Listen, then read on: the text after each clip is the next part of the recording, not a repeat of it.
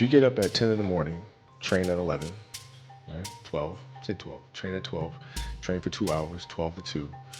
You have to let your body recover. So you eat, recover, whatever. You get back out, you train, start training again at 6. Train from 6 to 8, right? And now you go home, you shower, you eat dinner, you go to bed, you wake up, do it again, right? Those are 2 sessions. Right? Now imagine you wake up at 3, you train at 4, 4 to 6, come home, breakfast, relax, blah, blah, blah. Now you're back at it again, 9 to 11, right? Relax, and now all of a sudden you're back at it again, 2 to 4, and now you're back at it again, 7 to 9.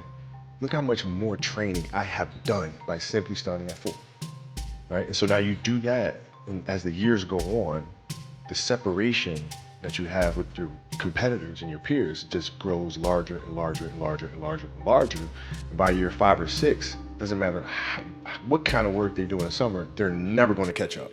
Silence. The world holds its breath. Then a single heartbeat, another. Anticipation builds. Fade in. A woman stands outside a conference room. Her presentation begins in 30 seconds. She quietly rehearses the first sentence in her mind. A firefighter reaches for the handle of a burning building. For a fraction of a second, he imagines what waits behind the door. A pilot hears an alarm. An engine has failed. There is no panic, only movement.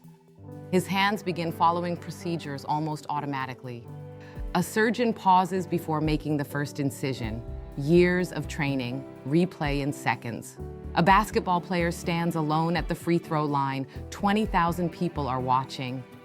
Yet in her mind, she has already taken this shot hundreds of times. What do these moments have in common? Talent? Experience? Luck? Maybe, but there's something else. Something almost invisible. Long before these people acted, they had already been there. Not physically, mentally.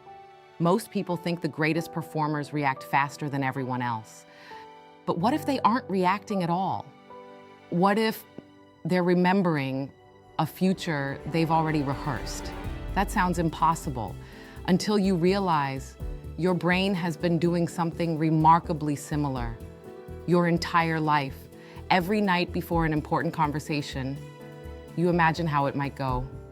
Before accepting a new job, you picture your first day. Before sending a difficult message, you replay possible responses. Before walking into an unfamiliar room, your mind quietly asks, what happens next? You probably don't even notice it because your brain treats it as normal. It is constantly constructing possible futures long before reality asks you to live them. Sometimes those imagined futures help you, sometimes they frighten you, sometimes they stop you from acting altogether. But whether you realize it or not, your brain is always rehearsing something. The question isn't whether you mentally simulate. The question is, what kind of future are you practicing? Because there's a fascinating pattern hiding in plain sight. The people who consistently make extraordinary decisions often refuse to let reality become their first rehearsal. Pilots don't wait until an engine fails to decide what they'll do. Astronauts don't wait until they're in orbit to imagine an emergency. Elite negotiators don't wait until they're sitting across the table to consider objections. Olympic athletes don't wait for the championship to experience pressure. Again and again, the highest performers seem to share one habit. They experience important moments before those moments ever arrive. For centuries, that looked like intuition, maybe even genius. But modern psychology, neuroscience, leadership, and decision science tell a different story. The advantage wasn't seeing the future. The advantage was practicing it. I call this reality rehearsal trademark. The deliberate act of mentally experiencing tomorrow before tomorrow experiences you. And once you understand how it works, you begin seeing it everywhere, in boardrooms, operating rooms, courtrooms, cockpits, locker rooms, classrooms, living rooms, even in the quiet conversations you have with yourself. Because one invisible habit may explain why some people remain calm under pressure, while others feel like life keeps catching them by surprise. Imagine if every important decision in your life came with one free practice run. What would you say differently? What risks would you finally take? What mistakes would never happen? The remarkable truth is, your brain has been offering you that opportunity all along. Most of us simply never learned how to use it. Mental simulations, Act 1, the moment before. Before life tests you, your mind can. The question is, are you rehearsing success or rehearsing fear? Imagine someone asks you to picture a beach you've never visited. Almost instantly, your mind gets to work. You imagine warm sand, rolling waves, the smell of salt in the air, a gentle breeze, maybe a wooden boardwalk, maybe palm trees, maybe a brilliant sunset stretching across the horizon. It feels effortless. But here's the fascinating part. Your brain didn't create that beach from nothing. It borrowed it. Every grain of sand, every sound, every color, every feeling came from pieces of experiences you've already lived. Some from childhood, some from vacations, some from photographs, some from movies, some from stories you've heard. Without realizing it, your mind became an editor, taking fragments of yesterday and assembling tomorrow. That changes the way we think about imagination. Most people believe imagination means inventing something completely new. Neuroscience tells a different story. Your brain is constantly reaching into memory, collecting pieces of the past, and arranging them into possible futures. The same systems that help you remember your first day of school, help you imagine your first day at a new job. The same memory that recalls a difficult conversation helps you rehearse the next one. Your brain is constantly asking, based on everything we've experienced before, what might happen next? This ability has a name. Psychologists call it episodic future thinking. It's one of the remarkable ways humans prepare for what hasn't happened yet. Instead of waiting for tomorrow, the brain quietly begins building tomorrow today. Deep inside the brain, the hippocampus helps retrieve memories. Another network, often called the default mode network, becomes active when we reflect, daydream, imagine ourselves in different situations, or think about the future. These systems don't simply replay your past, they recombine it. Almost like an editor assembling scenes for a film that hasn't been shot yet. That's why imagining tomorrow can feel surprisingly real. Not because your brain can see the future, because it's using familiar experiences to construct believable possibilities. Think about that for a moment. Every important decision you've ever made was influenced by a future that existed only in your imagination. Should I take this job? Should I move? Should I ask the question? Should I end the relationship? Should I start the business? Before your mouth answered, your mind quietly played scenes.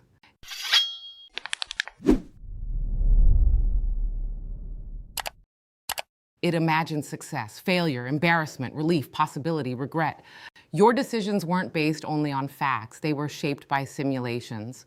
And that explains something almost everyone has experienced. Two people can face the exact same opportunity, yet walk away with completely different decisions, not because the opportunity changed, because the future each person imagined was different.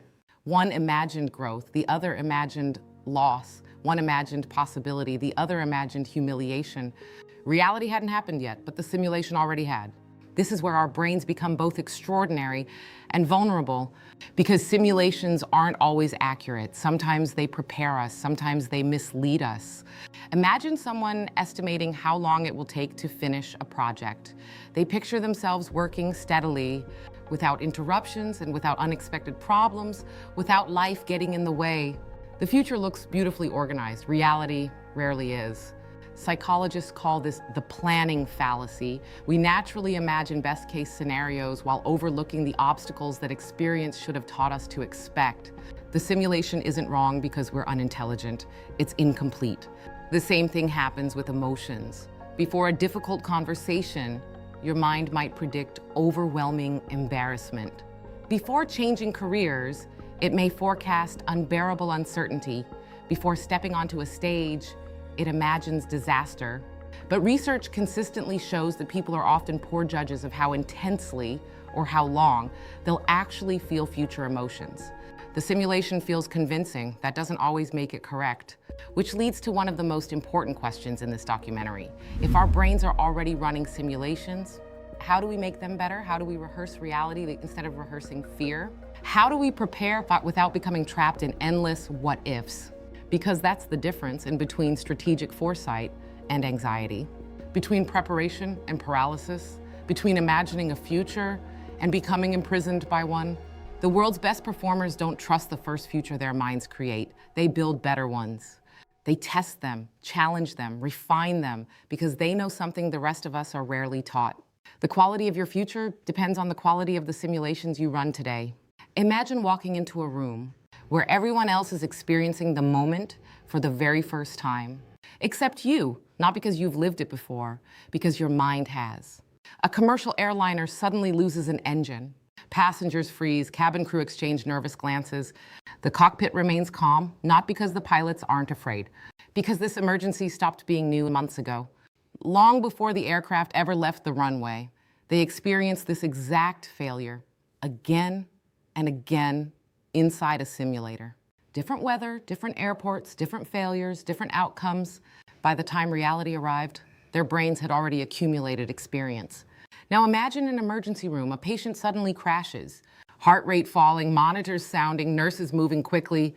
The physician doesn't have time to invent a plan. They don't need one. They've rehearsed this crisis. Medical schools increasingly use high-fidelity simulation labs because they allow teams to practice rare high-stakes emergencies before they encounter them with real patients. The goal isn't to eliminate uncertainty, it's to reduce the cost of first exposure. The crisis is real. The panic doesn't have to be. Now imagine, before a rocket ever leaves Earth, Mission Control asks impossible questions. What if communications fail? What if the engine doesn't ignite? What if the guidance computer stops responding? Again, again, again, thousands of rehearsals, thousands of failures, none of them real, until one day, one of them is. When Apollo 13 suffered its oxygen tank explosion, the team faced an unprecedented emergency. Yet years of simulation and contingency planning had trained engineers and astronauts to think systematically under pressure. They weren't replaying a script, they were applying habits developed through relentless rehearsal.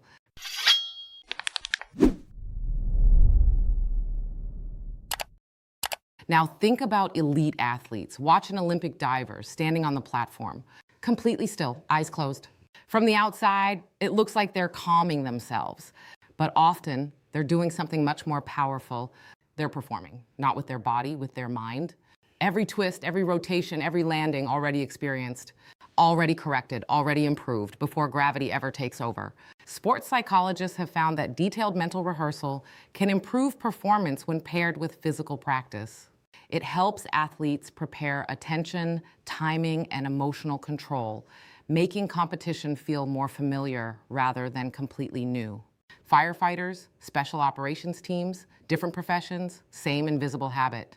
They refuse to let reality become their first rehearsal. I call this the first-time penalty trademark. Every important moment carries a cost when your brain experiences it for the very first time.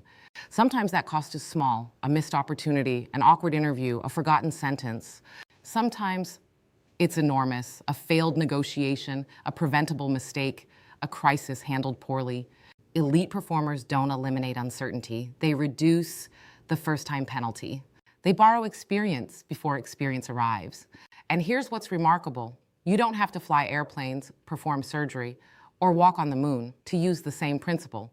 Think about a difficult conversation you've been avoiding. Imagine rehearsing it. Not once, several different ways. The other person agrees, the other person disagrees. They become emotional, they stay calm, they ask a question you didn't expect. Instead of hoping you'll know what to do, you begin exploring possibilities. You're no longer predicting one future, you're preparing for many. That is exactly what great negotiators do, exactly what military planners do, exactly what crisis leaders do. They don't fall in love with a single outcome. They build flexibility because reality rarely follows a script, but preparation creates options, and options create confidence. Not the confidence that says nothing will go wrong, the confidence that says whatever happens, I won't be meeting it for the first time. That may be one of the greatest advantages a human being can develop, not certainty, prepared adaptability. A pilot in a simulator, a surgeon reviewing a procedure, a firefighter training in smoke, an Olympic athlete visualizing a routine. ACEO sketching scenarios across a whiteboard. A parent pausing before a difficult conversation with a child. Different lives, different stakes, one shared discipline, reality rehearsal. History remembers extraordinary moments. What it rarely remembers are the thousands of invisible rehearsals that made those moments possible, because excellence rarely begins when the spotlight turns on. It begins long before anyone is watching.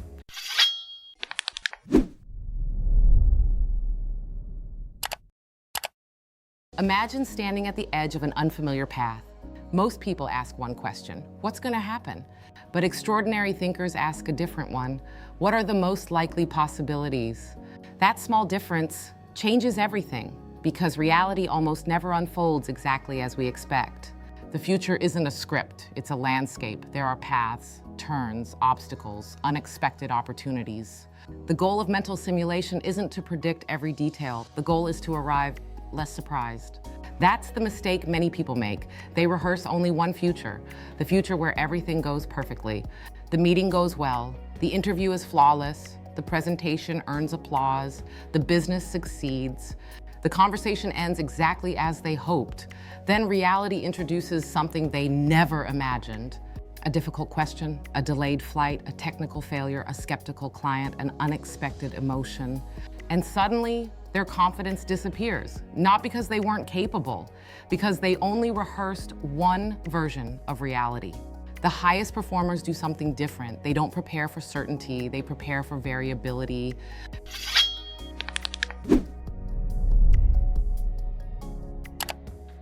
Before an important conversation, don't rehearse only what you want to say. Rehearse what happens if the other person disagrees, if they become emotional, if they ask a question you didn't expect, if they remain completely silent.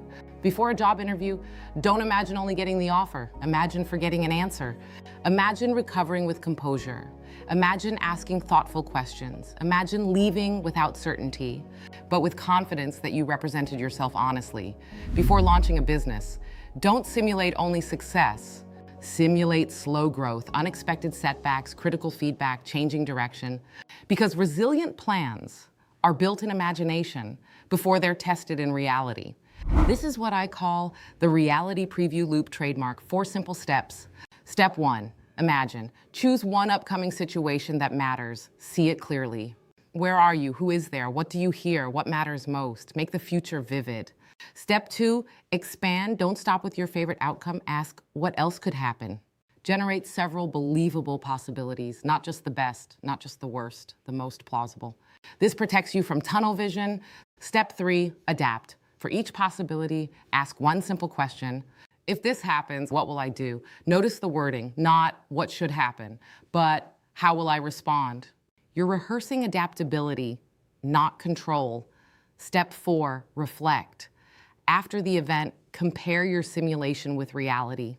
Where were you accurate? Where were you surprised? What did you overlook? Every comparison improves the next rehearsal. Over time, your simulations become wiser, not because your imagination became bigger, because your feedback became better. That's how elite performers improve, not by assuming they're right, by constantly updating their internal models. This is where artificial intelligence becomes an extraordinary partner, not because it can make your decisions for you. It can't. Judgment is still human, but AI can help you think more broadly. Ask it, give me 5 ways this meeting could unfold. Challenge my assumptions. What risks am I overlooking? If you disagreed with my plan, why? Suddenly, you're no longer rehearsing alone. You're stress testing your thinking. The goal isn't to let AI replace your judgment. The goal is to let it expand your imagination. That's an important distinction. The final decision still belongs to you. Because wisdom isn't choosing the future with certainty. It's preparing for enough possibilities that uncertainty no longer controls you. That's when something remarkable happens. You stop trying to predict life and you start becoming ready for it. A founder revises a business plan after exploring alternative scenarios. A teacher mentally rehearses a difficult parent conference. A young athlete visualizes staying calm after making an early mistake. A manager practices delivering difficult feedback with empathy. A woman closes her notebook, smiles quietly, and walks confidently into an interview. Not because she knows what will happen, because she knows she has already explored what might happen.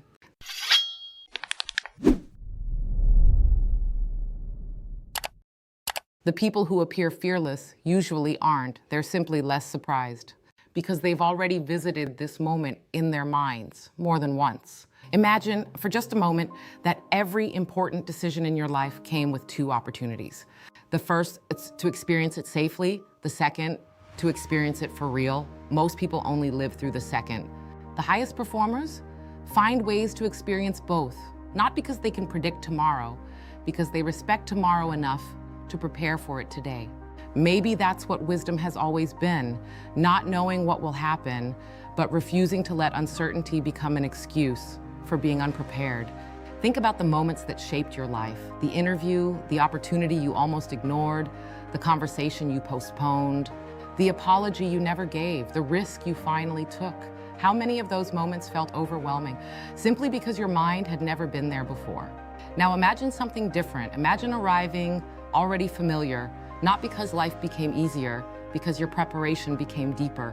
That's what this episode has really been about. Not imagination, preparation, not prediction, practice, not certainty, adaptability.